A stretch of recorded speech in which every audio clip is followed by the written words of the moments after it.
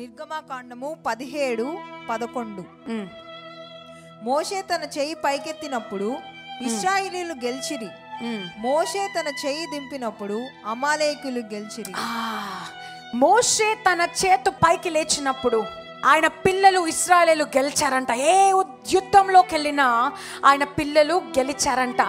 ఆయన ఎప్పుడైతే చేతి కిందకి దించేశాడో, యెహోవా వైపు చూడటం మానేసి కిందకి దించేశాడో, వారి శత్రువులు గెలిచారంట. ఎంతమంది ఈరోజు యుద్ధం పోరాడుతూ దేవుణ్ణి మర్చిపోతున్నారు. చదువుకుంటున్నారు, కెరియర్ వైపు ఫోకస్ అయిపోయింది, డబుల్ డ్యూటీలు చేస్తున్నారు, షిఫ్ట్లు చేస్తున్నారు, యెహోవా వైపు చేతులెత్తి ఆరాధించడం మానేస్తున్నారు.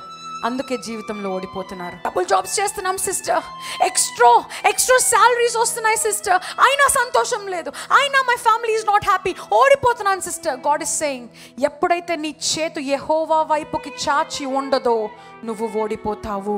ఎంత పెద్ద చదువుకున్నా, ఎంత డాక్టర్ డిగ్రీ ఉన్నా, ఎంత పెద్ద ప్యానెల్లో నిన్ను కూర్చోబెట్టినా, ఎంత పెద్ద కంపెనీలో నువ్వు జాబ్ చేసినా, ఆయనని ఆరాధించే సమయానికి నువ్వు చేతు దించి ఉద్యోగం వైపు రాయటం మొదలు పెట్టావా, ఓడిపోవటం మొదలు పెడతావు. దేవుడు ఏమన్నాడంటే ఇక్కడ మోషేతో, నువ్వు చేతులు పైకి చాచి ఉన్నంత వరకు గెలుపు నీదే. హల్లెలూయా. ఆయన సంఘానికి వస్తూ ఆరాధిస్తున్నంత సమయం వరకు గెలుపు నీదే.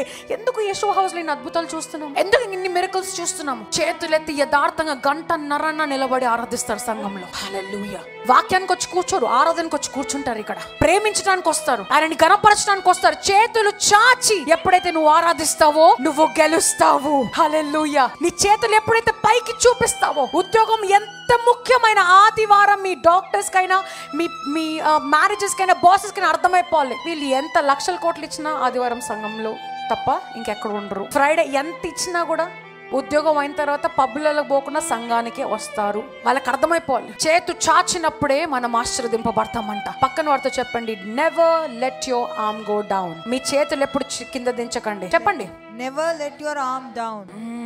Never let your arm go down.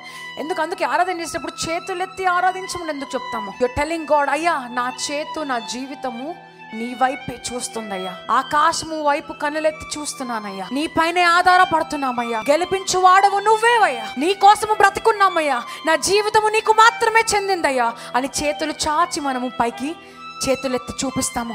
ఎప్పుడైతే ఆ చేతులు దించి ఉద్యోగానికి ఫైల్స్ ఉద్యోగం చూసుకుంటూ ఆ సమయం దేవుడికి ఇవ్వకుండా ఎప్పుడైతే మనం గడుపుతామో యు విల్ లూజ్. నా మాట వాక్యంలో ఉందా? మళ్ళీ చదవమా వాక్యం. మోషే తన చెయ్యి పైకి, వచనం రెఫరెన్స్ చదవమా. నిర్గమకాండము 17:11. మోషే తన చెయ్యి పైకెత్తినప్పుడు ఇశ్రాయేలీయులు గెలిచిరి.